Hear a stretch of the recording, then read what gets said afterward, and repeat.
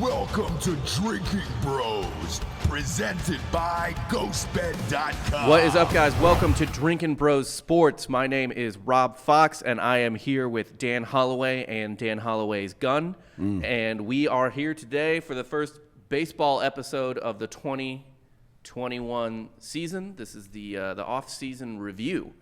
And it was a busy one, unlike the last couple of years where they refused to sign anyone, and the trades were everyone was going all in this year. Yeah, it was a pretty active offseason. I mean, obviously we know about some of the major stuff, players moving around and such. We're Braves fans, keeping Marcell Ozuna, getting Charlie Morton over big deals. The Dodgers picked up a couple of key. Well, they kept Justin Turner, and they brought Trevor Bauer over. That's a big deal for them. So it's interesting. We'll talk a lot about how insanely talented the National League East is this year.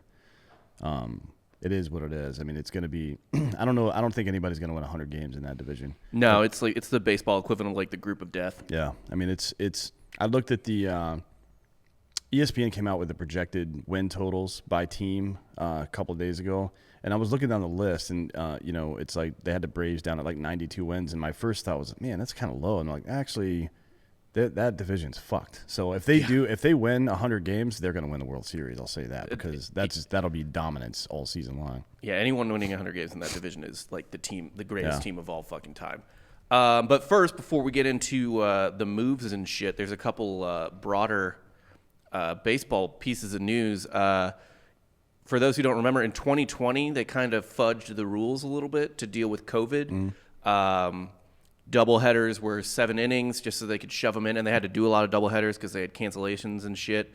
Extra innings started with a runner on second base, and there were just some roster. You had a more flexible roster than usual because of players with COVID and shit like that. And there was a DH in the National League. So a lot of people ended up kind of liking pretty much everything they did. Yeah, I mean, I haven't heard if they're going to stick with the National League DH. They are not. They are not? No. That's a huge mistake. Yes. No one wants to see pitchers hit. It's not fucking – forget about all this baseball purist nonsense. This is an entertainment sport. And we'll get to some of the other shit in a minute. So they're keeping the the 7-inning doubleheaders. Yes. Which is – I'm fine with that. Yeah. That's fine, because to be honest – for the fan, for the team, I guess you want to have that be 2 separate events with an hour in between, so you can sell tickets to each event, and then you could sell the 40% discount double ticket. But to be honest, for the fan, you want that to be a single event. You want it to be more like a college football game where you show up for the tailgate and you stay for 6 hours, right? 7 hours. That's how I like doing it. So I like that part. The offense getting a runner on second base to start all extra innings, I'm fine with that. I just think that is that's the wrong solution. That is not a solution to the problem. The problem is the games are too long, at least according to them. But that's not the problem. The games are not too long. The games are too boring. Those are not the same thing, right? If you are having a problem keeping eyeballs on your shit, and your premise or your recommendation is to just shorten the shit, still got shit. You just got less of it now, and that's not good either, right? Yeah. I mean, that's like having a bad product.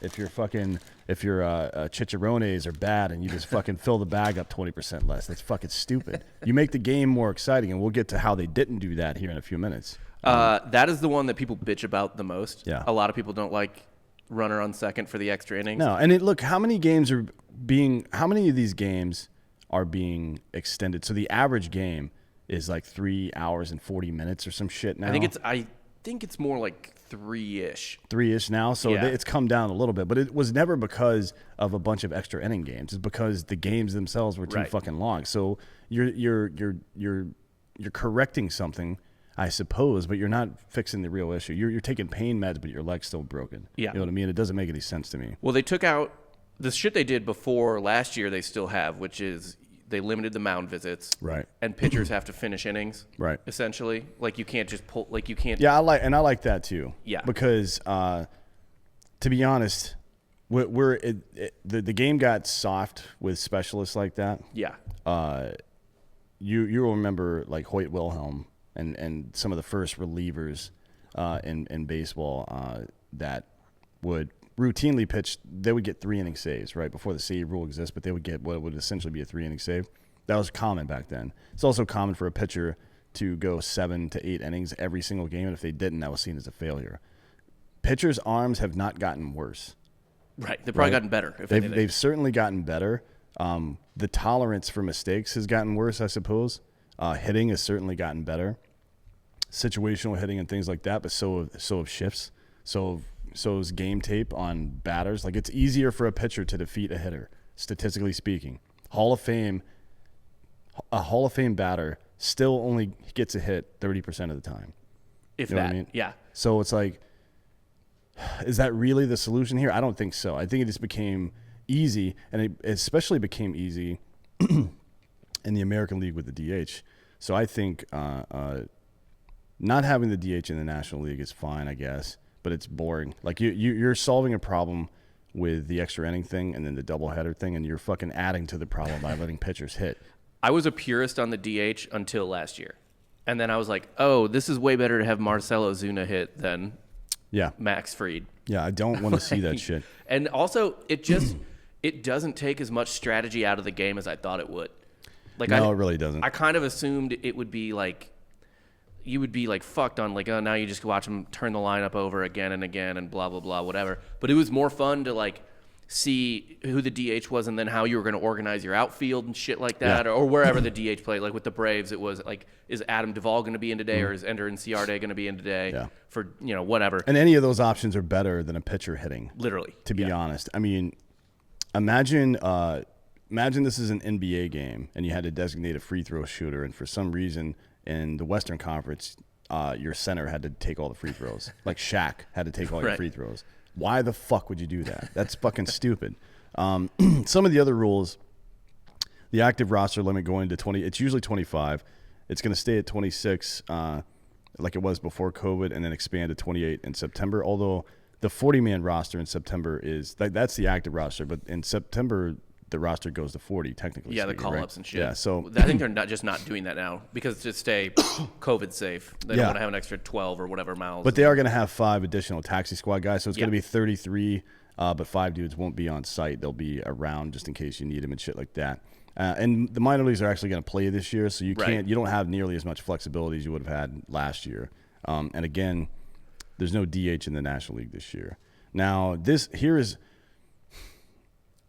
to me, this issue that we're about to talk about is equivalent to Cuomo murdering old people and Newsom and Pelosi going to fucking do what they want to do while they're telling you to stay home, or Adler here in Austin, or fucking Ted Cruz escaping the fucking winter apocalypse here. The league says one thing: we want to make the game more exciting and quicker, and then they do something completely different, right? Right. Which after is, lying about. Yeah, after clearly lying. So Major League Baseball, Justin Verlander called out Major League Baseball last year for juicing the ball, which is he's full of shit, probably, right? Yeah. I don't think they juiced the ball. They just made a better baseball. So if you talk to John Briggs, for example, or any of these guys that understand the physics of a baseball, the tighter wound the core is, the less wobble there is. So, God damn, I didn't want to get into physics today.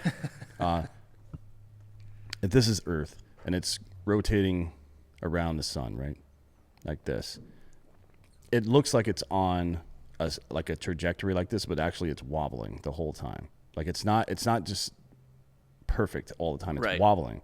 But the less wobble is, the less friction you run into, right? So even with the juiced ball, or at least the juice ball, what Verlander called a juice ball, you're looking at 1 to 2 more feet of distance. Right. So you're turning warning track power into home runs. But that's a metric that Bill James has been tracking forever. Like if a guy had an outlier, it's like Wade Boggs hit 20 home runs one season. Yeah. No other season he hit more than 12, I think, right? Yeah. And it's just because those borderline balls went over the fence that year for him, right? And it happens sometimes, but having less drag on the ball when it's going out, less wobble in the center and the core of that baseball is going to make it go a little bit farther. Maybe that's a thing. Maybe it's not. It's also going to make breaking balls break sharper. Right. It's also going to make fastballs crisper and more accurate. There's a lot of things going on there. So saying that the ball is juice, look, miss bats, dude. Hit the fucking label and make the bat break. That's what you're supposed to be doing there, guy. Don't whine about the fucking baseball. Anyways, Major League Baseball, Rob Manfred, who's a giant piece of shit, by the way, vehemently denied. We haven't done anything to the baseball. Absolutely not. As I think they broke the home run record by like 1,000. Something fucking wild. Yeah. Which is great, by the way. I'm fine with it. Everybody enjoyed that, and as they should, because nobody look. There's no fucking. There's no quip. There's no quote about pitchers, but you've heard since you were a child that chicks dig the long ball, right? Right. Everybody said that for fucking ever, and it's not about women liking the long ball. It's exciting. That's what people want to see. Fucking home runs. They want to see dunks. They want to see Steph Curry shooting from 30 feet. That is what people want to see. They want to see Patrick Mahomes running full speed, throwing sidearm through a defender, touchdown, etc. So, anyways, now Manfred has come out and said, Major League Baseball's come out and said that they're going to deaden the ball this year, right? Which I don't know what which wasn't juiced in the first place. Yeah. So you want to read that quote? Yeah. So they basically, it was kind of funny. Like they lied about it not being juiced, and then they came out and they were essentially like, "Oh, actually, we found out that it was juiced like on accident, and we so we're deadening it now." And they said literally, I guess, in an effort to center the ball with the specification range for COR and CCOR, which I don't even know what that means. Rawlings produced a number of baseballs from late 2019 through early 2020 that loosened the tension of the wool winding. And then that had two effects. Is it reduced the weight of the ball by less than 1/10 of an ounce, and there was also a slight decrease in the bounciness of the ball. Yeah, so the tighter the material is wound, the less wobble. Yeah. The less wobble, the less friction, right? The less resistance, wind resistance, all that stuff you're getting. COR is the coefficient of restitution, or the relationship of incoming speed to the outgoing speed. In other words, the new ball will be less bouncy. That's pretty much what. So you're looking at 1 to 2 less feet. So those guys, I mean, look, it's hard to tell from last year because they didn't play that many games. But those people who had whose career home run to a bat ratio was like fucking 20 or 22 or something like that, and it went down to like 15, is going to go back up to 22. So you're definitely going to see less home runs. I think it's going to fuck up a lot of people. Like if you have dudes, we were talking about this before we got on air, like Dansby Swanson hitting a lot more home runs the last 2 years. And he's got like legitimate power. I mean, he should be like a 15 to 20 homer guy a season. But I mean, he was on like a 30 homer pace last year if they had played out over the full season.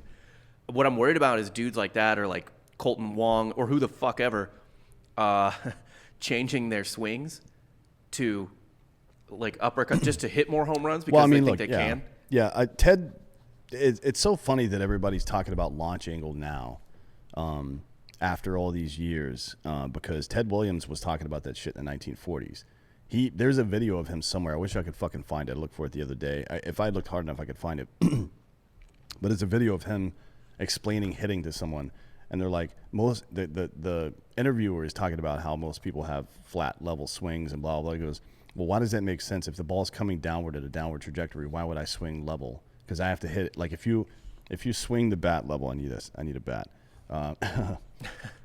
So if you swing the bat level like this, and the ball's coming down this way, you have to hit it in this one little section to hit a home run, to get the launch angle of 15 to 35 degrees that you need to hit a home run, right? Somewhere in that angle. If you're swinging it this way, your chances, if you're swinging upward a little bit, your chances of getting launched on the ball are exponentially higher, right? And he said that back in the 1940s, and everybody's like, oh, whatever, you got an uppercut. Like how many times as a child when you were learning baseball did somebody tell you not to swing with an uppercut? Oh, all the fucking time. Every single one of those people was wrong. Yeah. All of them were wrong. Yeah. So, which, by the way, when you're a child, why not hit a pop fly? Those fucking kids can't catch it. Yeah, I know, right? Just hit a pop fly to right field and run until you get tired. Pretty basically. much. That's doubly terrible information to give a child. Yeah, it's just stupid. So it's good that they're moving past that stuff. I would say a lot of the guys who the home run hitters will be by and large unaffected by this because they're hitting. You can. If you go to God damn it, if you go to baseballreference.com, I'm pretty sure they still have it on there. They have breakdowns of how many home runs the person would have hit in another season had they not had the good fortune of that extra 1 to 2 feet and stuff like that. So, shit. Yeah, so it's like I can't remember the stat for it. It's an old Bill James stat. It's like not a quality home run, but it's a sure, like a definite home run versus like a middle of the road home run versus one and Coors Field. Do they park adjust that too, right? Do they do like a neutral Coors Field park and stuff? Yeah. So I mean, you can kind of see what those are, and you can see who the outliers are, who belongs and who does not belong. None of these guys in like the top 20. I mean, we're talking about. I mean, believe it or not, Chris Davis until last year he hits 40 home runs every year for some reason. Right. That's all he can do. Yeah. But he does that every year. JD Martinez, Mike Trout, Jose Ramirez, Stanton, Arenado. Lindor had a great year in 18, but I don't think he's a 40 home run guy. I was going to talk about this when we get to the moves. I just want to short Francisco Lindor. I don't buy him. I buy him. I don't buy the Mets, and I think he's going to struggle because he's on the Mets. But all these guys that you know are 30 home run hitters, they're still going to hit 30 probably.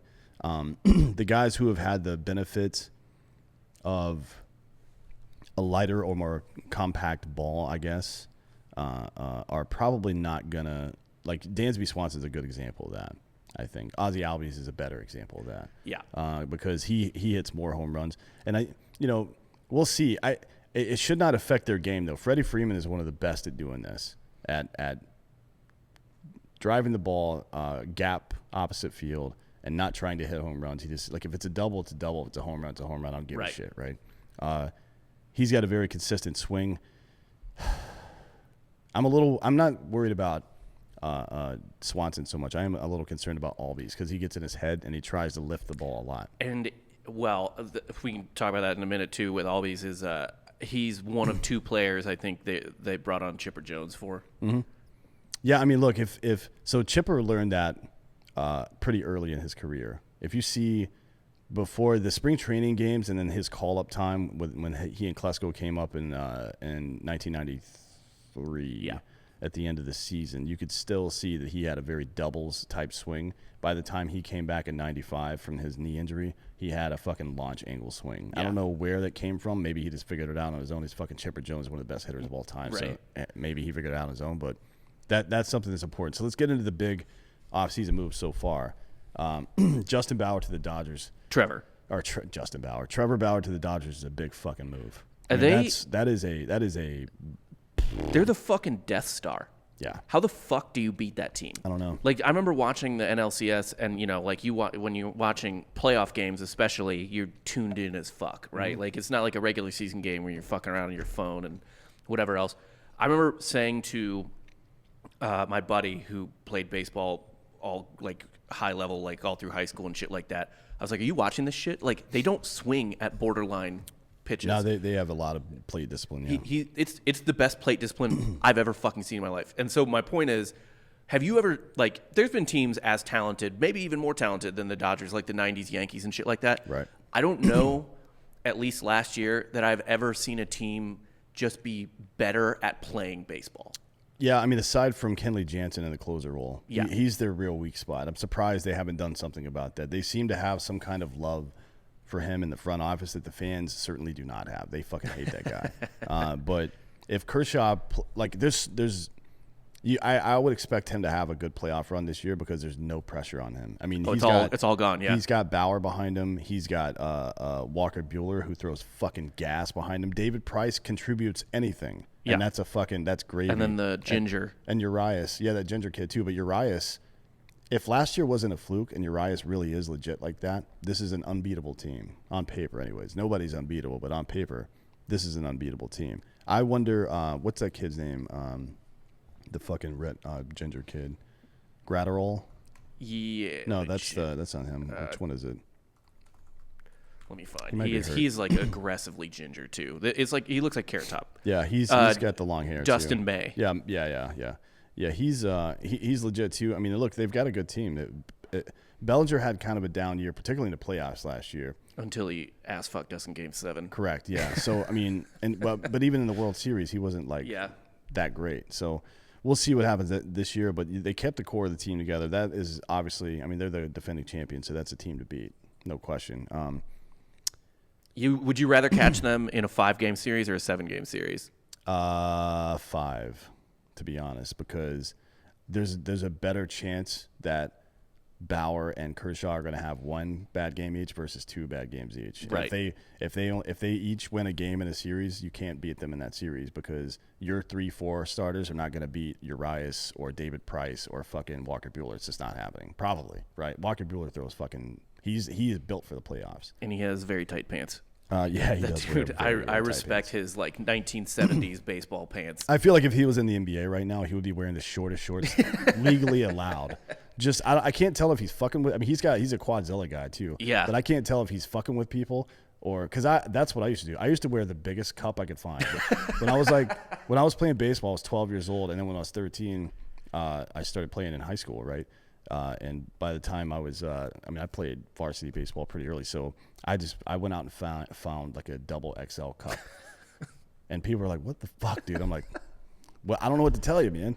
I just thought it was really funny. But anyways, yeah, he's that dude is potentially. I don't know if we're gonna have to readjust unless baseball swings back to letting starters go 7 innings. We're gonna have to readjust our calibration for what a Hall of Fame pitcher is because Justin Verlander is the only guy that exists right now that has any shot at 300 wins in the foreseeable future. And if you started pitching today, there's no fucking way you're winning 300 games ever. I mean, you would have to essentially be on the Dodgers for 20 years. You have to win 15 games a year for 20 years. Yeah. Right. To get 300. Not happening anywhere because most guys aren't even getting that many quality starts in a season, much less fucking winning that many games. The Cardinals. I think they made a good pickup with Arenado. He's a very good player. A lot of people talk shit about, he plays in Coors Field. If you just look at his fucking stats at home and away, he hits just as many home runs away. This dude. Coors isn't as bad as it used to be. No, not either. nearly as bad as it used to be. And he cranks the ball no matter where he is. He's one of the best players in baseball. Is that the best corner infield in baseball now? Because they got Goldschmidt on the other side. I mean, Goldschmidt is he's pretty goddamn good, right? He's also one of those guys with he's got quick hands and power, but he's also got really good plate discipline, and that's always dangerous. I mean, he's a nightmare. If you think about what's his nuts, Miguel Cabrera in his prime, that was the real problem with Miguel Cabrera is that quick hands, a lot of power, but he did not swing at balls. You know what I mean? Right. So you got how do you get this motherfucker out? Eventually, you just got to throw the ball down the middle and let him get himself out. To be honest, that's what people used to do to Tony Gwynn back in the day. But they held on to Yadier Molina, and Wainwright. But I mean, Wainwright's on his way out.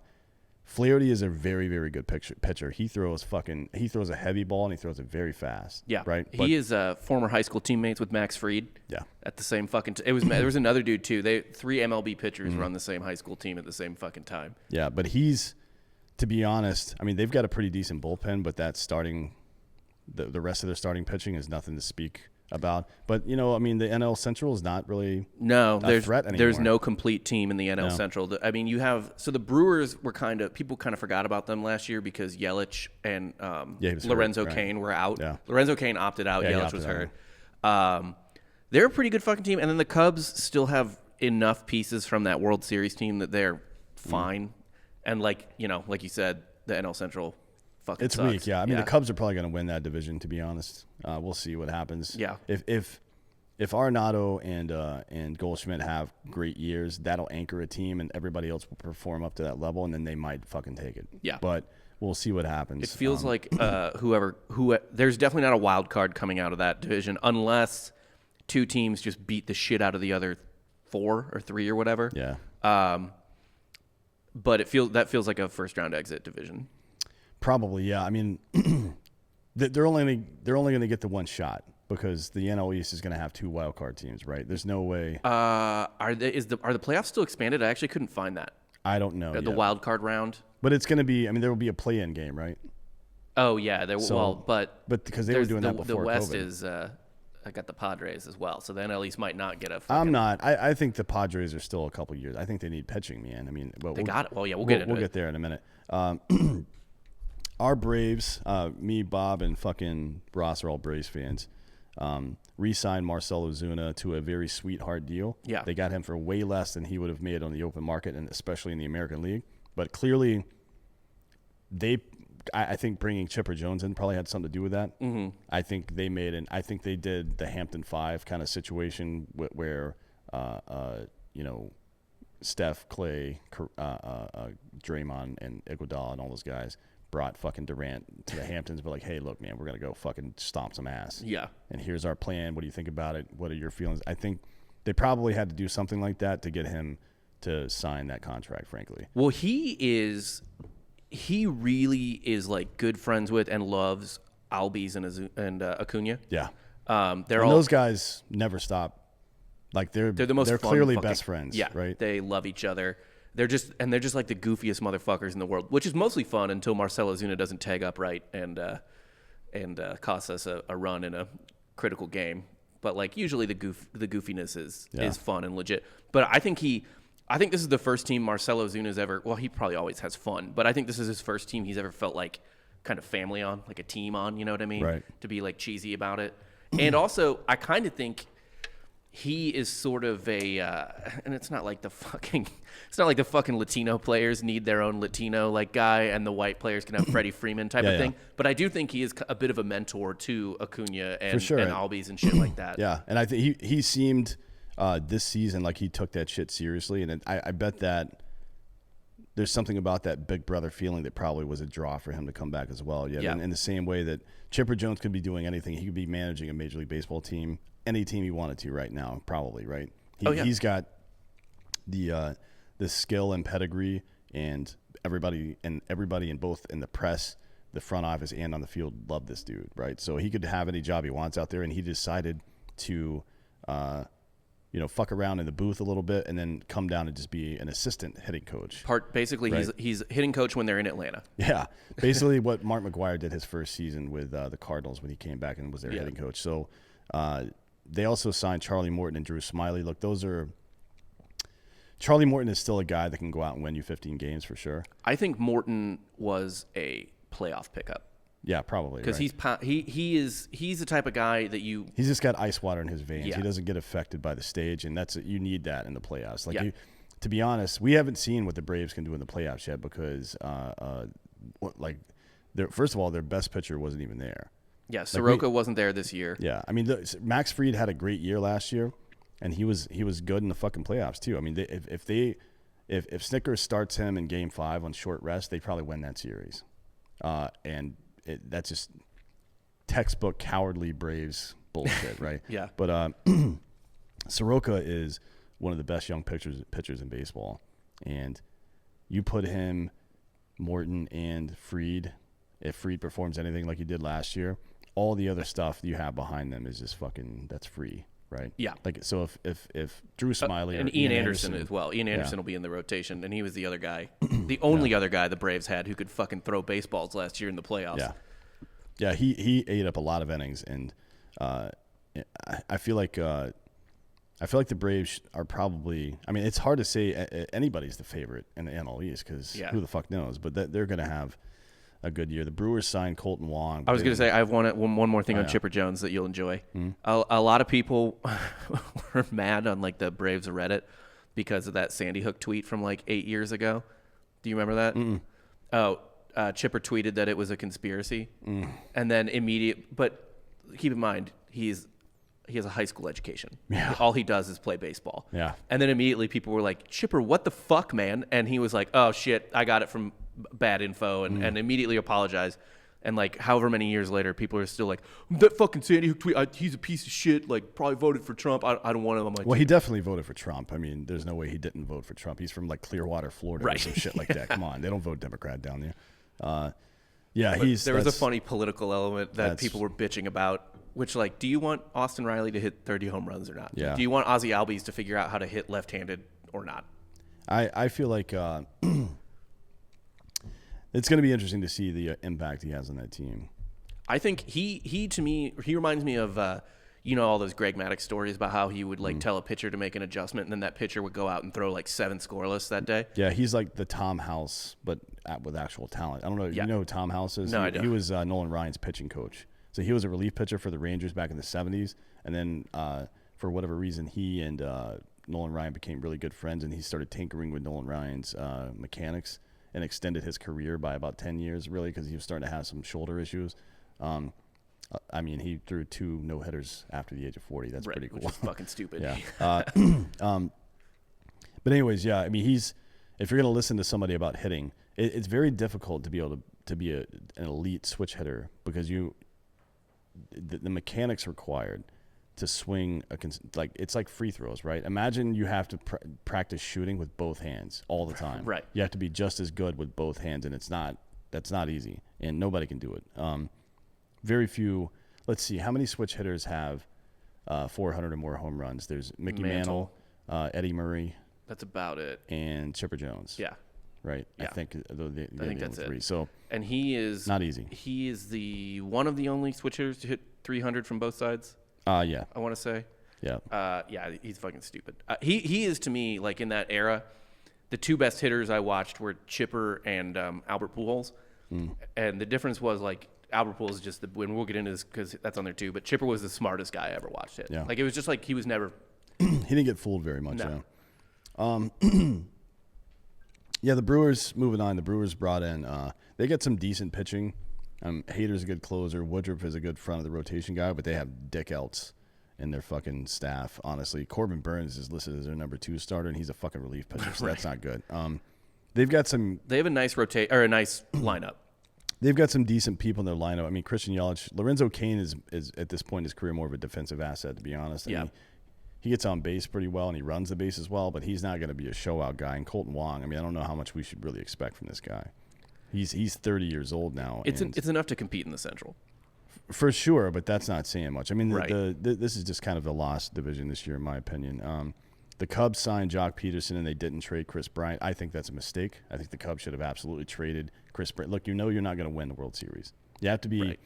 I feel like these teams need to be fucking realistic. They could have gotten a major haul for Chris Bryant. Yeah. Whether it's draft picks or fucking young players from the farm system somewhere. I guess they're just of the opinion that they might as well. I mean, like, you know, the Cubs have Dodgers money, right? They have Yankees money. They're the Cubs. Yeah, but money can't buy draft picks. It can't buy draft picks, but maybe they're just like, fuck it, we'll keep Bryant. We have Peterson. Well, if that's the case, then why didn't they sign other free agents? I don't. Why didn't they sign Trevor Bauer? Right. You know what I mean? If they got all this fucking money to spend and they got such a great front office, I mean, is it Cashman there still? Or what the fuck's his name? No, the former Red Sox guy. No, Yeah. he's not there. Theo Epstein. Yeah, Epstein just left. So I don't know what's going on there. Signing Jock Peterson, I mean, great. You're going to get 22 home runs, 25 home runs, and fucking 6,000 strikeouts. Congratulations. Like, that's not Maybe a a big thing. playoff home run in the Maybe, yeah. So the Cubs, I don't really give a shit about them, unfortunately, because I do like watching Cubs baseball. But the Phillies re-signed Didi Gregorius and JL Realmuto. Those are 2 huge signings for them. Gregorius is one of those guys who's benefited from the tightly wound ball the last couple of years, so you can see him regress down to 14, 15 home runs, but he still plays good defense, good player. Realmuto is the best 2-way catcher in the game. I'm not sure what we can expect from Jose Alvarado, to be honest. I mean, that's another pickup from them. I kind of think it's always a red flag when the Rays trade someone away. Yeah. I mean, look, it's interesting how things have played out. So the Pittsburgh Pirates are basically a farm system for all the other baseball teams. Yeah. Like they never win shit, but they produce pretty good players, which means their front office is terrible. Right. Basically. It's the inverse of the Rays. Yeah. So, but Jose Alvarado is he is a very dynamic lefty on lefty matchup guy. The problem is we're not in that specialist game anymore because you have to pitch to 3 guys, right? So can he get right-handers out will be the question. We'll see. I mean, the Phillies got a pretty decent bullpen. They got my buddy Archie Bradley's their closer now, and they got a good deal on him, which is nice. They also have Aaron Nolan, Zach Wheeler at the front of that rotation, so that's going to be fun. And they look, I mean, Realmuto plays like he plays. Hoskins plays like he plays. If Segura has a good year this year and Gregorius stays healthy, Plus Harper. and Andrew, I'm not worried about Harper so much. He'll have an up year this year because he's due one. This is how he's like fucking man. He's the most disappointing player ever. If McCutchen stays healthy and has a decent year, I think they can be pretty fucking competitive. I mean, they're a fucking problem. Like, you don't ever, like, in a 3-game series, especially if you catch the front of their rotation, you're guaranteed nothing. Yeah. I mean, and the Marlins are the same way. Like, the Marlins, I didn't put Adam Duvall getting signed by the Marlins, but, like, that's a team with that rotation. Like, they advanced to the second round of the playoffs last year because of their pitchers. Yeah. And so it's the type of thing where you might definitely be a better team than the Marlins, but like, fuck, dude, if you catch the front of the rotation in a 3-game series, like, you really might not win that series no matter how much better you are than them. And that's the the thing that Bobby Cox from the Braves always used to say is he thinks of the regular season in series. Like, if we go out and try to win every series, forget about winning every game, try to win every series, then you're going to win 90 to 100 games a year. That was his goal, right? And it worked out for him, and at least in the regular season, right? Yeah. That series stuff didn't translate into the playoffs for some reason when you're playing literal series. Yeah, that's just it's a whole different ball game there, obviously, and they didn't have the offense ever until Or honestly, kind of the bullpen. No, they never had the bullpen. They had Mark Wohlers and fucking John Rocker one year. I mean, what the fuck? Smoltz was really the only time I felt safe. Yeah. At the end of a game. Yeah. The Blue Jays signed everybody. Fucking everybody. They got Mark Semien. They got George Springer. That's actually a big pickup. Steven Matz is a big pickup. He'll do well in the American League, better than he did in the National League, to be honest, because he pitches more of American League style. Tyler Chatwood, Kirby Yates. I actually have. I think Vlad Jr. is going to be the AL MVP this year. I'm gambling on that. Really? One. Yeah. Has he gained weight? No, lost weight. He lost weight? Yeah. Okay, because he was looking kind of... He's always been fat. And to be honest, he's going to be fat again next year. But I think this year, while he's slimmed down, this is his year to win MVP, I bet. I mean, what is he, 24? He's young as fuck. He's one of those dudes like Tatis and Acuna and everybody that's like barely legal. Yeah. You know? I really do think that Vlad Guerrero Jr. is going to win the MVP this year. I think he's going to be 22 in a couple of weeks. Oh yeah, all these dude. Baseball just has like 5 or 6 like insane players that are can barely drink. Yeah, I really think he'll win the MVP in the American League this year. I think he's going to hit 50 home runs. I think he's going to fucking just go wild. Yeah, he doesn't hit any. He doesn't hit the ball soft ever. Yeah, no, he's upper deck power. And they have, Ryu, who, had a lot of success with the Dodgers.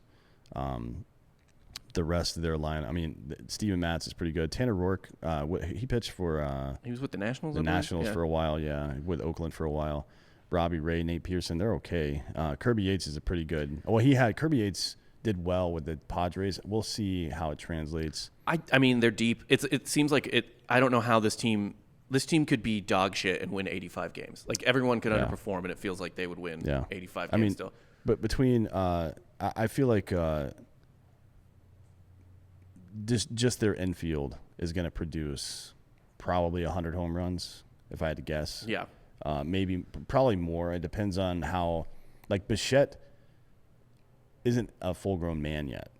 You know what I mean? Like, he hasn't developed. You can look at him and tell he hasn't developed his man muscles just yet.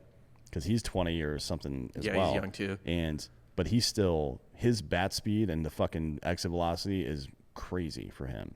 So as soon as he gets a little bit more man muscle on him, he's going to be a real fucking problem. Then you got George Stringer and Grichuk out in the outfield. I mean, this is a good team, but they're like, they're pretty good at the wrong time. They're pretty good when Tampa Bay is going to be really good, and the Yankees are going to be even better than that, right? So it's kind of sucks. It's like being Andy Roddick. You know what I mean? Like we were talking about earlier, but it is what it is. I mean, essentially, this is like one of those funny divisions where, and the NL East is like this sometimes too, but like where a lot of times your biggest games are against the 2 last place teams. Yeah. Because whoever wins that division is the one. You can't afford to lose any of those games. Right. Yeah. Like you just hope you split with the Yankees essentially, and then you just have to blow out the Red Sox and who the fuck else is in that? I mean, look, the Red Sox may be good again this year, though. It's hard to say. Like the Red Sox are the Red Sox. Even when they suck, they're still okay. Yeah. So I mean, that's a problem for that league as well. Usually, what you want to see is parity. You want to see like 2 great teams in the division and then 3 shitty teams. If you're in the division, anyways. Yeah. Speaking of shitty teams, the Angels lost Andrelton Simmons. They got Jose Iglesias, but Iglesias was statistically the best defensive shortstop last year. Yeah, but he can't fucking hit the broadside of a barn. No, he can't hit it at all. He sucks at hitting. And Simmons, regardless of, he's never been a great hitter, but he's got a positive wins above replacement as a hitter, right? So we'll see what happens. I mean, Iglesias had a good season last year, average-wise, did pretty well, but, I mean, that's an outlier season for him. We'll see if he can extend. That's 60 games. He'll be batting ninth. I mean, he'll be at the end of that. He's going to see a lot of fastballs, which is good for him, but the rest of that team, I mean, Justin Upton's bat speed is gone. Which is crazy because he's fucking 33. Yeah. Like, he's younger than me, which but it feels like, well, he's been in the league since I was in college. Yeah. Like, it's fucking wild. Yeah, and they have, is Pujols even going to start this year? Or is Jared Wash going to start in front of him? I don't know what Pujols' deal is. We actually have a segment on Pujols coming up because there was some big Pujols news. But presumably Pujols is going to see, I would guess Pujols sees 100 games. Maybe. I mean, it depends on how they use Ohtani. I don't understand why Ohtani hasn't been used as a closer and an everyday starter at DH. It doesn't make any sense to me. Start it as a starter. Why put him in the rotation? Why take him out?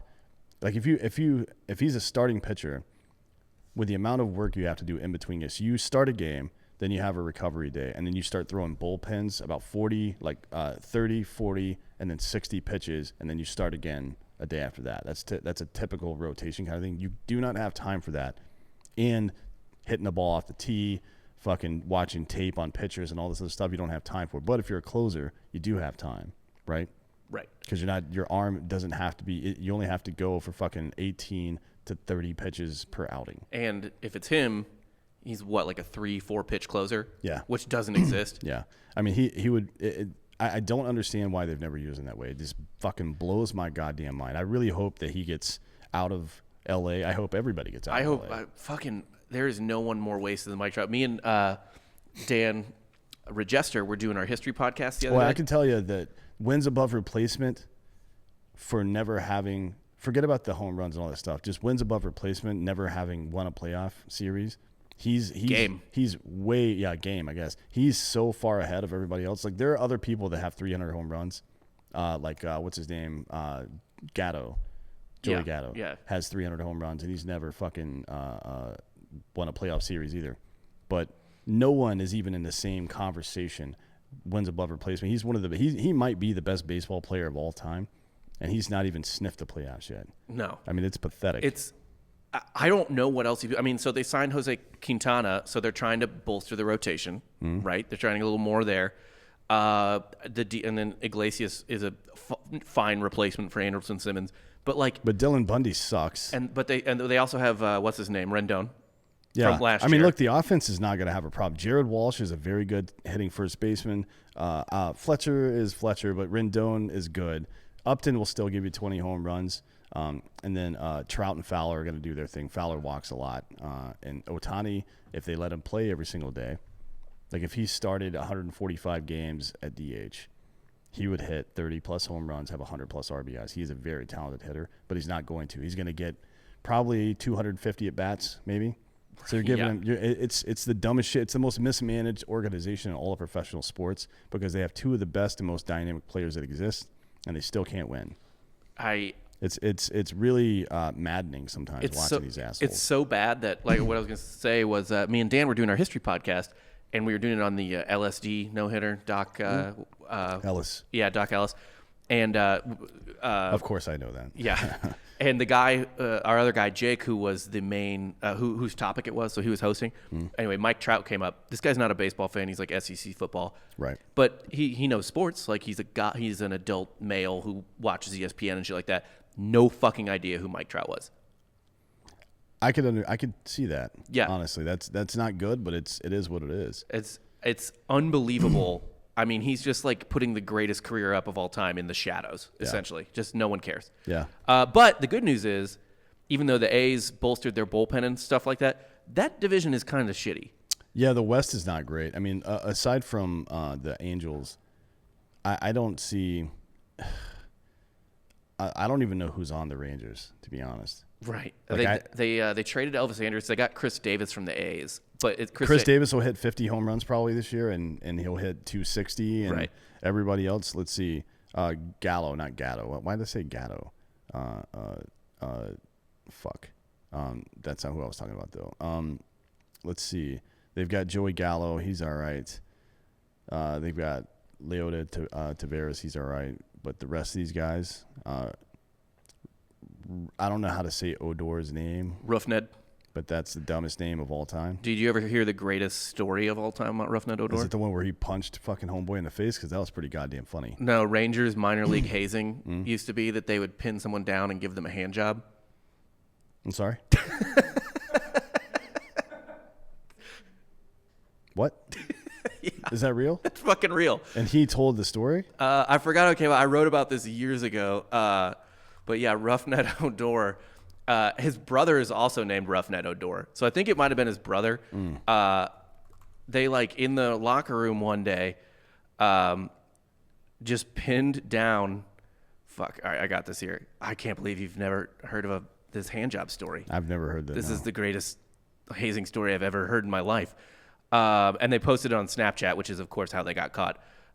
Eight prospects for the Rangers were questioned by police in the Dominican Republic after a Snapchat video surfaced of the players allegedly sexually assaulting an underage teammate in a hazing incident. Essentially, they all held him down and then jacked him off. Wow, man. And it was fuck. Let me see. I gotta look this up. I wasn't prepared for this glorious story, but yeah. But in the video, the guy's like laughing. He's like, "Stop! You guys are crazy!" And they're all just like laughing as they jack off his dick. That is fucked up. You never do that in the military? Nope. No. Nope. I mean, we'll thump each other in the ball. Actually, in the military, it's the movie Waiting, right? Yeah. The penis showing game. Like military uniforms are notoriously poorly made because they're made by government contractors, right? Yeah. Which are the worst human beings on earth. Well, and they also suck, right? So your pants split a lot, and then you just have your dick and or balls hanging out of your pants, and you try to get people to look at it, and then you call them gay for looking at your dick that you showed them. That's how it works. Yeah, no, we never did anything like that. But this guy, Odor, I mean, he's a good fantasy player sometimes, but he is one of a guy that can have 25 to 30 home runs most years and drive in 80 or so runs and still has a negative wins above replacement. That to me is I mean, look, don't put all your fucking eggs in that WAR. In WAR, yeah. Yeah, but I mean, it's a good way to tell if somebody's putting up stats versus if they're actually helping you win games in a lot of ways, and he's not helping anybody win any games. So yeah, I mean, the Rangers are going to be fucking terrible. I think the Angels, assuming the A's don't put together like a dope team, which they fucking might. Like who knows with those guys? Yeah, a red flag that they might be good is that most of their moves this year were bullpen related, which means they don't. Which means if they think their lineup's okay, but Billy Bean's not there anymore, so who knows? But the Mets, I mean, they've got Rosenthal closing games. Yeah. Kemp and Chapman and Andrews are there. Piscotty's okay. Mitch Moreland can have an up season, but I mean, look, they'll be middle of the road, I think. Yeah, the Angels can back their way into the playoffs this year. You say that, but I know they're like that. They're like that asshole driving around or riding around in a bicycle with a fucking stick, and they just jammed it in between the spokes every now and again for no fucking reason. Speaking of that, the New York Mets signed a lot of people. Carlos Carrasco and Francisco Lindor. Those are huge pickups. Marcus Stroman's still there, although I'm not huge on him. But Syndergaard will be back at some point. And it's probably good for them that he's going to be out for the first part of the season so they can, one, learn to play without him, and two, give him a little rest going into the playoffs because this is going to be a long-ass season. Right. People probably aren't in full season shape. The whole league missed a full year, basically. Yeah, and then, any of the young players that you may have been counting on, they didn't develop at all last year, so we'll see what happens. I gotta say, like, I was looking at Lindor's Fangraphs page the other day. He's really good, obviously, like, but man, in terms of offense and shit, his career WRC plus, which is just like the overall like offensive metric to tell you just how good you are at, but that's power, on base percentage, fucking everything. It's only 118, and he has a career OPS in the 800s. I mean, he's billed as like a top 10 player in the league. He's a top 20 player for sure. I would say he's a top 10 shortstop. That's not a hard thing to do, though. Probably top 5 shortstop, I guess. He's top, yeah. I mean, you should expect him to hit 275, 30 home runs. He's going to play very good defense. Right. Doesn't walk very much, which is a problem, right? If I see a guy that's getting 650 plate appearances and he's not walking much, that means he's swinging a lot of bullshit. Because if you're hitting 35 home runs, people are trying to pitch around you. You know what I mean? Right. Unless they're fucking stupid. The good news is he doesn't strike out that much, but for a guy like that, the batting average on balls in play is super low, right? So you're hitting into a lot of double plays. Your situational hitting probably isn't great. Sometimes a strikeout is better than a ground out or fly out. Right. That's just how it is, man. Just take yourself off the board if you're getting in the way there. And he doesn't. The one thing he does do really well is not about steals, but he runs the bases very well. He scores a lot of runs, and he doesn't run first to third. Yeah, he doesn't run his team out of stuff a lot. And then look, they've got it's not just him on the team. They've got a lot of stuff going on there. Jeff McNeil is a good player. Pete Alonso is a fucking slugger, a legit slugger. He's like a 1920s, like Casey at the bat type of. He's like Hank Greenberg, basically. Right. Yeah. J.D. Davis is serviceable. Lindor's obviously going to have a good year. He's finally going to have some pieces around him other than just what is his name? The third baseman, Jose, whatever the fuck, from the goddamn Indians. I can't remember his fucking name. He was on the Twins last year, I think. Yeah, he's in the Twins. Whatever. Lindor had some nice. Lindor was in the World Series. I mean, with the Indians. He's a very good player. So, Michael Conforto is also a guy that's going to throw up fucking 20, 25 home runs, and Jonathan Villar kind of had a down season last year, but he's one of those guys that can fucking come out and hit 20 home runs, to be honest. So, the Mets' offense is pretty good. I don't think they're as good as the Braves now that Marcell Ozuna is back. As long as Albies, I would say and Swanson. There's only like 2 teams in the National League comparable to the Braves lineup. Yeah, and Robinson Cano's out for the year, right? Didn't he get suspended for? Yeah, for and the whole he year? wasn't even that good at this point. No. But yeah, Cano's gone. That might honestly be beneficial to them. It's definitely beneficial for them as long as his money doesn't jam them up. Right. But DeGrom at the top of the rotation, and now bringing in Carrasco and Stroman. Look, Stroman is if you can keep him in the 3rd, 4th, and 5th spot in your rotation, he is going to win you 15 games probably. To be honest, yes, you would be fucked if he was a 1 or a 2, but that's a great 3, 4, 5 guy. He for absolutely sure. is. And then once Syndergaard comes back and jumps back into the number 2 spot, if Carrasco's having a good year, because he's been a little banged up, but if he's having a good year, Stroman goes back to 4. That is a team you do not want to run into, right? Not only in the regular season, but in the postseason. Now, I'm not a huge Edwin Diaz fan. He had a pretty good fucking season last year, but in limited play, I feel like there's a lot of outlier seasons for relief pitchers last year. But if you remember correctly, for the Mets in 2019, he got fucking drilled. Yeah. Like he had a 6 ERA or some shit like that. I want to say in 7 the blown first saves. series of the last year against the Braves, he blew a couple saves against the Braves alone, I think. But you can look at this throughout history, and I know it intimately because the Braves do it on a regular basis. They did it to Johnny Venters not too long ago, and they've done it to other guys since. But anytime a relief pitcher has 70 appearances or more in one season, his next 2 years suck after that. Fucked. Some guys, Venters actually did 70 in back-to-back seasons, and both of them were great. And then he hasn't been good since. No, right? Because we were bringing him in when we were up like 5. Yeah. Like, who was that? Oh, that was Freddie Gonzalez's dumbass was just ran him into the ground. Yeah. So I think that this potentially could be if last year and the light workload from last year, if he stayed in shape, this is Edwin Diaz, he might be able to return to that 50-plus save form he had in Seattle. And if that's the case, fuck.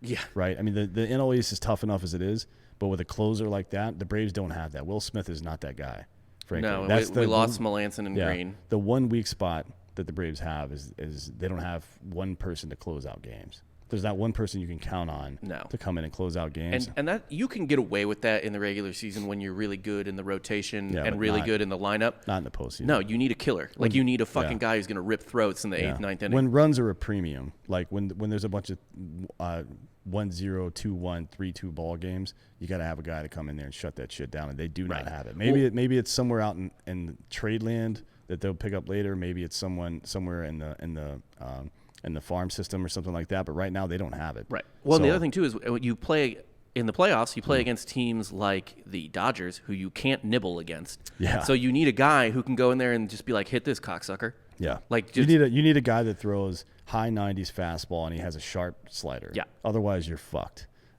Speaking of being fucked, the Nationals are pretty goddamn good too. Is this the best NL East you've ever seen? It's by far. I can't imagine what would the other one be. The mid 80s teams, those Mets teams are really good. When Doc Gooden first came up, Well, that's a different NL East though. for sure. But Yeah. that was actually the NL East pre. And the Braves were in the West. Yeah, they were in the West at that point.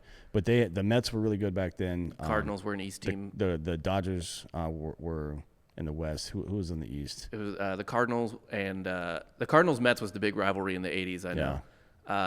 And they traded off going to the World Series a lot. I don't remember. The only other one I could think of is kind of like I mean, the Phillies were good in the early 90s before the Braves moved back over to the East. the kind of like the 2010s when the Phillies were insane with Holiday and Cole Hamels and shit and Ryan Howard and shit like that. And then the Braves were a wild card team. Cliff Lee as well. Yeah, those are really good teams. But that was two teams. Right. Now we have three, maybe four that are like actually legitimately competitive. 4 legit teams, and then the Marlins have a legit a rotation where you can't.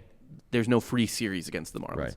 So I mean, look, Corbin has not lived up to his expectations since being there yet. Yeah. But he probably will this year. Let's be real. That kind of guy with that kind of ability is not going to underperform forever. And if Scherzer and Strasburg come back and they're healthy and don't have any bullshit, that's 3 killers at the top of your rotation. And I'm not talking about, those are 3 potential Cy Young Award winners at the top of your rotation, like legit ones. 2 of them, well, Scherzer's already won Cy Young. 3, I believe. Yeah, and Strasburg just he could have. He's had his best seasons when other people have had their best seasons. So it's been bad luck for him. And Corbin is another guy that could do it. Well, I mean, DeGrom took 1 or 2 Cy Youngs away from Scherzer, right? Like, if it wasn't for DeGrom, Scherzer's got 5 Cy Youngs probably. Which is funny because so Scherzer has his career win total, and he is 36 years old right now. So he's probably got 2 legit seasons left. His career, hang on a second. He came up late. He did come up late, in 2008. But his career win total is 175. He's going to win like 215 games probably in his career, Like max, yeah. and that's not Hall of Fame material, but he might win 4 Cy Young Awards. He is easily a Hall of Famer. Oh yeah, absolutely, yeah. He also, though, I think he will probably get 3,000 strikeouts. He's at 2,700. Yeah, he probably will. I mean, he'll get that by next season. He's a 150 plus guy every year. So, but they also have improved their bullpen a little bit, a couple of pieces. That Daniel Hudson kid, I think he came over from didn't he play in Oakland a couple of years ago? I think that's right. Or was it no? It was Arizona. A couple of years ago. He's a pretty legit dude that can eat up innings. He's going to be their first guy out of the pen. Kyle Finnegan's pretty good. Brad Hand is a pretty good closer. I don't think he's not a showstopper like some of the other guys, but he's pretty good. I'm not worried about their bullpen so much. I'm just talking about the regular season here. The guys at the top 3 of the lineup. Bringing in Josh Bell is crazy. Yeah. So now they've basically got Juan Soto protected by Josh Bell, Kyle Schwarber, and who is the Trey Turner? Trey Turner. We'll see what Zimmerman does. I mean, his shoulder injury kept him from being able to throw the ball well for a while. Now it's starting to affect his bat speed pretty well. Like he can't hit a high fastball anymore, it seems. And if you trick him on the curveball, he doesn't have the ability to wait back. And he used to be very good at waiting back and flipping it down the first base line and over the top of the first baseman's head, easy doubles into that corner. I don't think he can do that anymore. Those are now pop-ups or strikeouts, right? So he's at that point in his career. Starlin Castro is kind of on the downslope of his career as well. But Josh Bell, you cannot throw strikes to this guy. You have to try to get him out otherwise. He's a fucking monster. Yeah, he just fucking He was doing his work on the Pirates with no protection. Yeah. And now he has that. Yeah. He's probably going to hit 40 home runs this year, to be honest. A dark horse for MVP if the Nationals have a big season. You know who the favorite was set at for MVP? In the National League? Yeah. Tatis Jr. maybe? It was Acuna. Acuna? Yeah. I could see that, but I don't know if Acuna's got the internal drive to be MVP. Like he plays to 80% most of the time. Frankly, he's like an Andrew Jones style guy. He's goofing around. Yeah, kind of. Yeah. If he ever really tightened it up, absolutely, I would pick him every single year. But that's just not how he plays. But this is a very dangerous team as well. I don't think the Nationals are as good as the Braves. I think the Mets are. I think they're parallel because of how good the goddamn Mets rotation is. Yeah. But we'll see. We haven't played a single game yet. I mean, the Braves rotation, at least thankfully, goes like kind of 7 deep. Yeah. Because you've got the 5, and then you've got Bryce Wilson and who was the other kid in the playoffs last year? He got beat up in the NLCS, but he pitched a good game against the Marlins in the NLDS. Hang on, I'll tell you his name. God damn it. But I mean, so injuries aren't an issue. Like there's depth, and that's kind of what the Braves always do now. It's kind of back to the 90s where we just put together these brilliant regular season teams. Yeah. Let's see. Which game was it? Is it? He got rocked in game 5 because Bryce Wilson pitched game 4. Yeah. You're talking about in the LCS? Yeah. But he pitched a good game in game 3 of the NLDS. Or pitched well enough, I should say. His name is that was Mentor. Shit, I don't remember his name. Well, whatever. It doesn't matter. But yeah. Yeah, I think the Braves are. I think they're looking pretty good. Kyle Wright. Yes. Is his name. Yeah. He actually looks like he'd be a stud at some point. He's got the body for it. Last in the National League is the Padres. We all have been listening to all the news about them lately.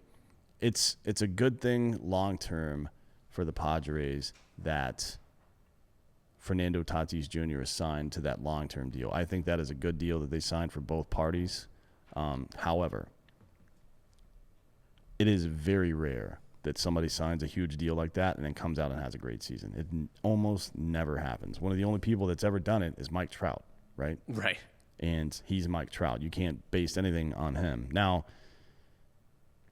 having Yu Darvish and Blake Snell at the top of your lineup or top of your rotation, along with Bieber. Yeah, with Bieber. Those are good things. Melanson's pretty steady as we've seen, and so is Pomeranz in the bullpen over the last couple of years. But I mean, they're not even close to being real competition for the Dodgers, in my opinion.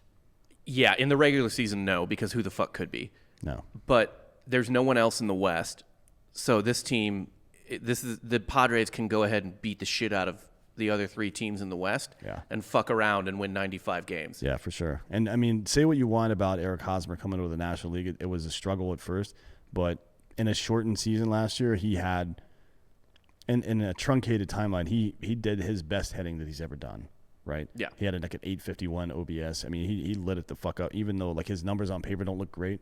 The impact in the game is great, and he plays great defense over there, and he's also a clubhouse leader. Machado and Tatis Jr., that's the best left side of the infield that exists right Easily, now. It's not even close. But the rest of the team, I mean, Will Myers is another one of those guys. It's like should be hitting 35 or 40 home runs, and he never does it. Yeah, just kind of petered out. Yeah, I just don't understand why he never did it. And then obviously you got what's his name, Trent Grisham, young guy, looks like he might be able to turn into something special at some point. He's a weird looking motherfucker to me. I think he could be. I think he's potentially a 30-30 guy this season. But and if he does, then that offense is going to be tough. I still don't think they have the pitching to compete with the Dodgers. I don't know if anybody does. Nobody can compete with the Dodgers. I will say this about the Padres: this ownership in the last, I don't know what you would call it, half decade, they're aggressive. Yeah. Like you remember a couple years ago when they out of nowhere they were just like, hey, like, fuck being shitty at baseball. Let's just sign a bunch of people and trade for a bunch of people. And they got Kimbrel and Upton from the Braves. Yeah. They got Will Myers and James Shields. I mean, they just it didn't work out. But the point being, like, these guys are fine with spending money. So I would assume at some point before the trade deadline, they're going to do something crazy. Yeah, probably. You would think so. I mean, they've still got plenty of talent in their farm system, which is kind of scary considering how young the team is already. Right. Now, speaking of spending money, the Yankees are the last team that made some pretty big deals. I mean, they signed Corey Kluber. That's a good sign. Just a couple of Cy Young winners at the top of their rotation. I mean, he's his career whip is just over 1. That means he's allowing 1 base runner per inning, basically. Which is just fucking stupid. Insane. He doesn't fucking walk people.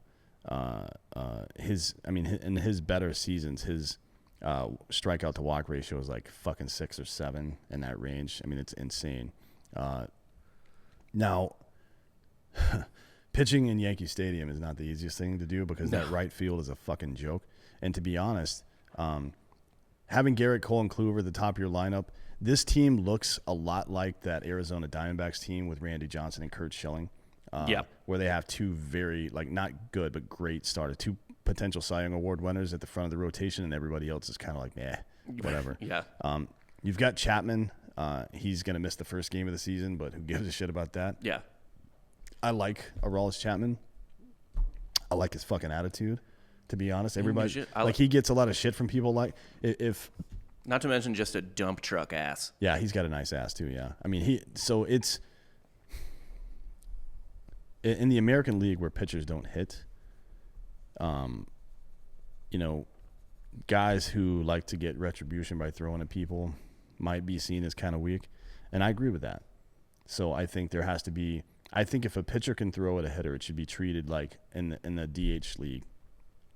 It should be treated like hockey. Like you get a fight, and you get kicked out of that game, but you don't get suspended unless something crazy happens. I don't understand why baseball is so fucking anti-fighting. They're just boners in all the wrong ways. We're trying to clean up the game.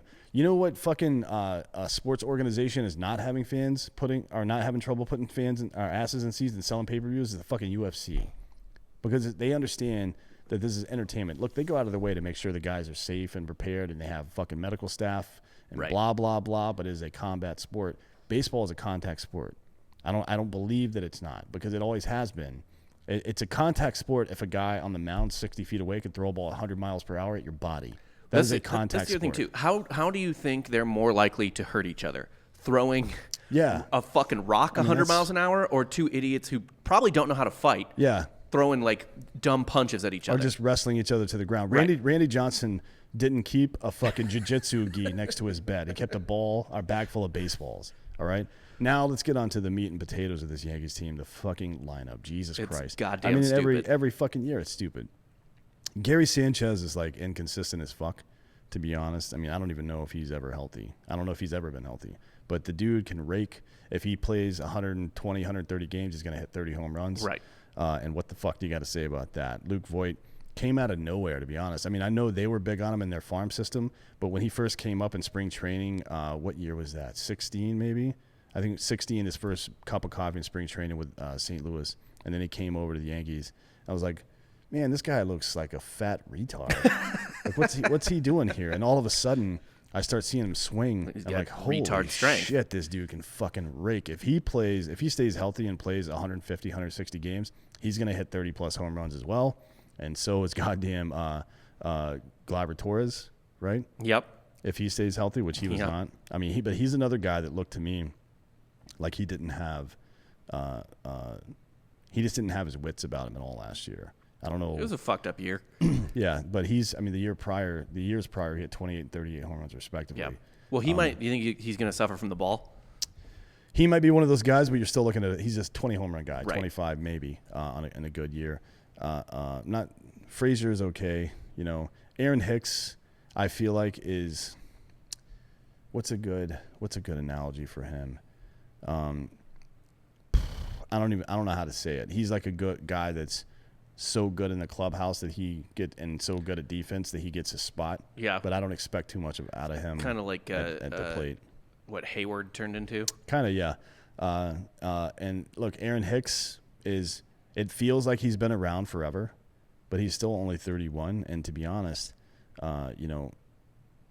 he's only had regression and injury seasons as he's gotten closer to 30. Yeah. So if he stays healthy, you should expect him to have a pretty good year. And then you've got Aaron Judge and Giancarlo Stanton, man. I mean, goddamn. You're probably looking at 250 to 300 home runs out of that team. They might get 160 homers out of 4 guys. Yeah.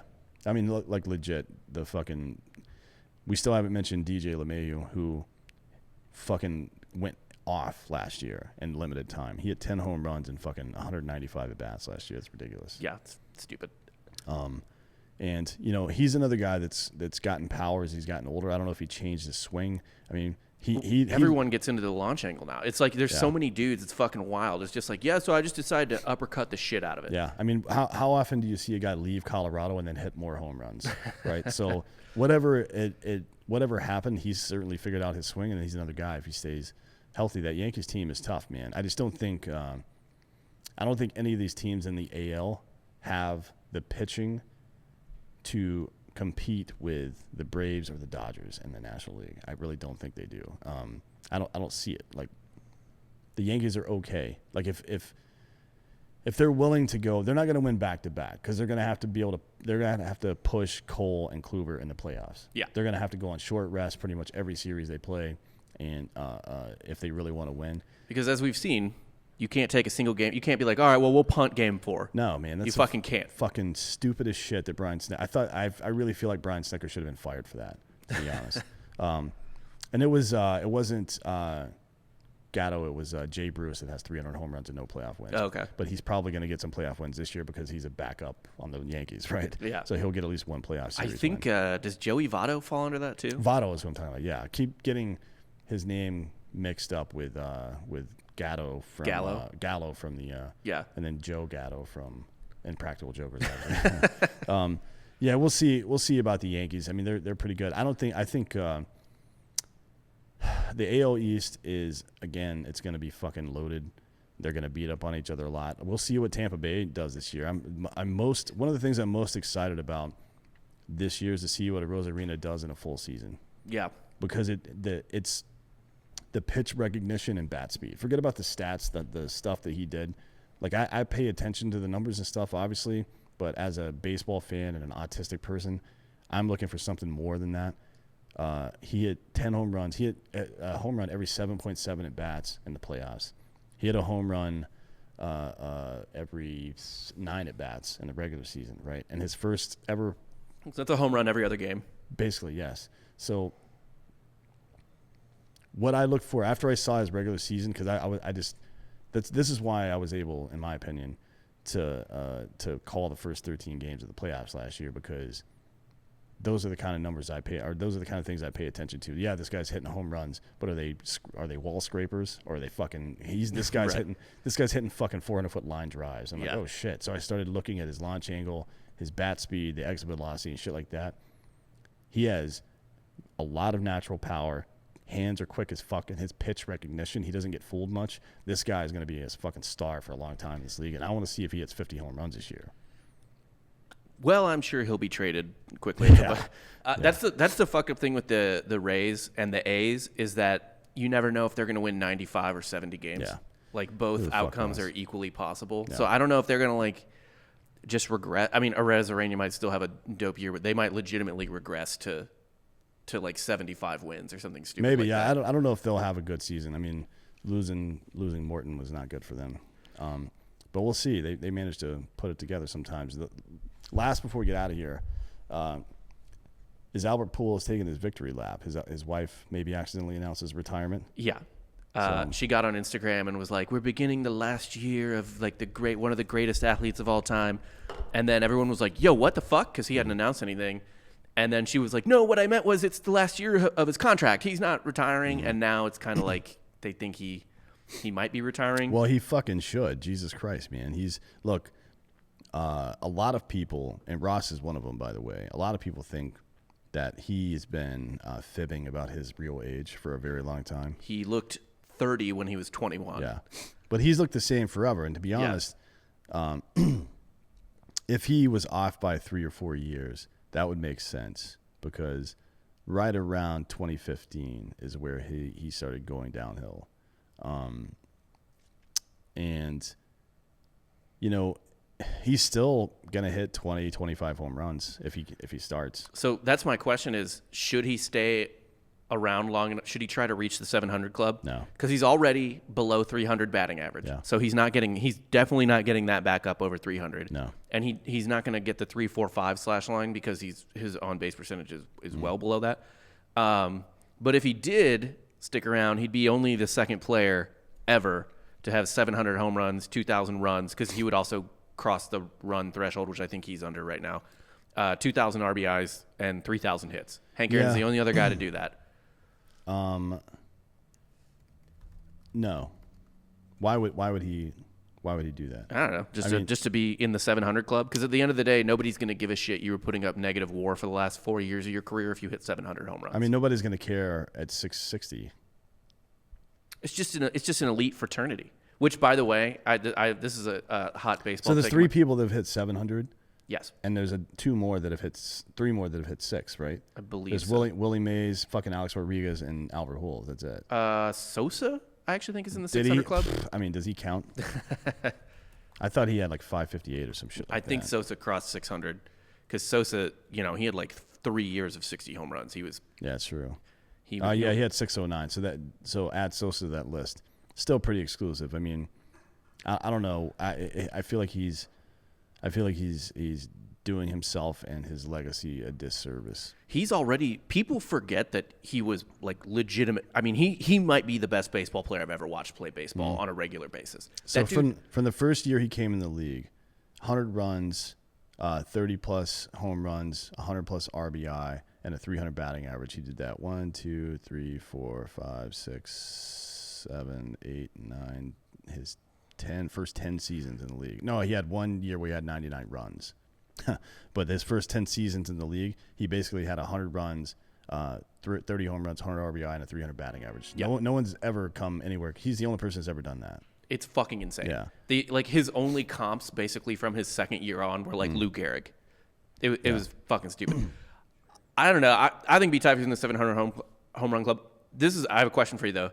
I think A-Rod should count in the 700 home run club because I think it's fucking insane that we don't count playoff statistics for career totals. Yeah. Yeah, he's at 696. Like, why would we not include the highest leverage home runs and RBIs and shit in a career total? I don't know. That's a good question. I mean, maybe have 2 separate lists because if you include Andy Pettit, if you include his postseason statistics, is it even a question that he should be a Hall of Famer? Honestly, at 256 wins during the era he pitched in the 90s where people were fucking on steroids hitting goddamn... Just fucking genetic monsters. Yeah, and his ERA, his career ERA, even with his fucking later bad seasons, it was still 385, still under 4, and he had 250-plus wins, and this motherfucker still is not in the Hall of Fame. That is... I'm not a Yankees fan, obviously, but what the fuck, man? Yeah. Unbelievable. 5 fucking World Series, 3-time All-Star. He won an MVP in the ALCS. If you put his postseason stats in there, you're putting like another 20 wins on him and probably lowers his ERA. His career postseason statistics, he's 19-11 with a 381, so it would lower it a little bit, yeah. He won 20 additional games in the playoffs, basically. Yeah, that's fine. So he played an extra season in the postseason.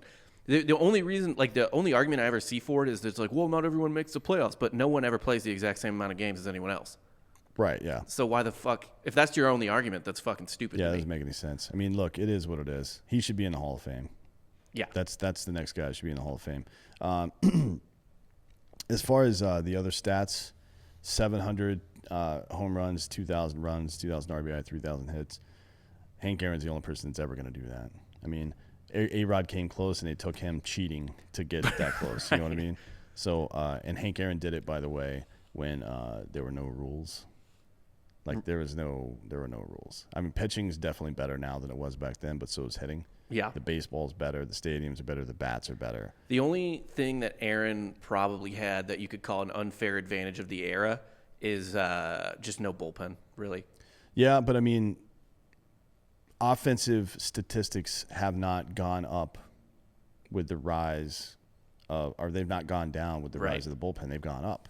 Right? Yeah. Hitting has gotten better as bullpens have become more specialized. Maybe it's hard to say chicken or egg in that situation, but yeah, I mean, he's Hank Aaron, Willie Mays, Albert Pujols, Mike Trout. Those are the best hitters in baseball history. Yeah. And you could probably have added Mickey Mantle in there if he had not been drunk the whole goddamn time, to be honest. And you might, just because he's also a switch hitter and how difficult that is, you could probably add Chipper in that as well, I think. Right. Maybe that's a homer thing for me, but I know I was a switch hitter too, and I know it became impossible after a while. I had to stop hitting altogether. I didn't have to focus on pitching. I just had to give that shit up because it took so much of your fucking time.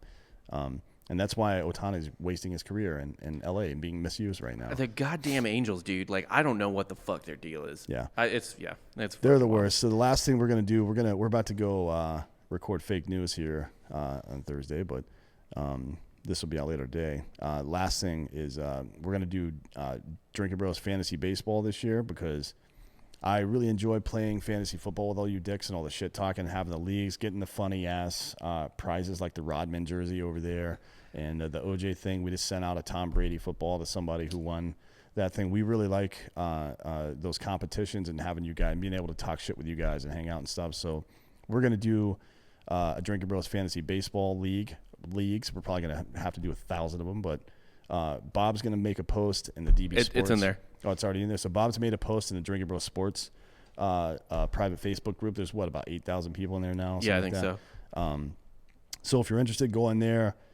Tell us you're interested. We'll determine how many people want to do it, and then we'll figure out the leagues and what the themes of the leagues will be. I'm sure I'll have one that says something about killing people and whatever the fuck else. I don't know. Yeah, and it's going to be weekly because fuck Roto. Yeah, we're not doing the daily stuff. The weekly thing is, if you haven't played fantasy baseball before, basically you draft your team the same way you normally would. Free agency wire is the same way it normally is, but it's more like fantasy football. You set your lineup for the week. You have like however many starting pitchers, and they have their starts that week. If they get pushed, they get pushed. You get fucked. This is the way it is. So you can change the lineup every day. You can change the lineup every day, yes. Yeah. But it's the scores are based on week to week, right? So your score for the whole week is the matchup between you and the other person. Typically, it's like whoever wins strikeouts, that's one win. Yeah. Whoever wins home runs for the week, that's another win. And so at the end of the week, you're trying to be above 500 against whoever you're playing. Right. So you go. Most people end up going like 6-3, 5-4. Yeah. Just because that's how baseball is, but. You can if you get lucky, you play someone shitty, or you just have a bananas week. You get like 9-1, and it just jacks up your place in the standings. Yep. All right, so we'll see you guys in hell. I guess we didn't do any ads on this. We'll have to insert those later. Huh? Yeah, that's fine. Well, we need to do a My Bookie read, I think. Yeah, it's fine. What was a preview show with Swisher in a little while? Yeah, we're gonna do a baseball preview show with probably Nick Swisher, John Brinkus. We might bring Ben Verlander in for that as well, and Justin's little brother, so I can talk shit to him. We'll see you guys soon. We'll see you on Fake News this afternoon.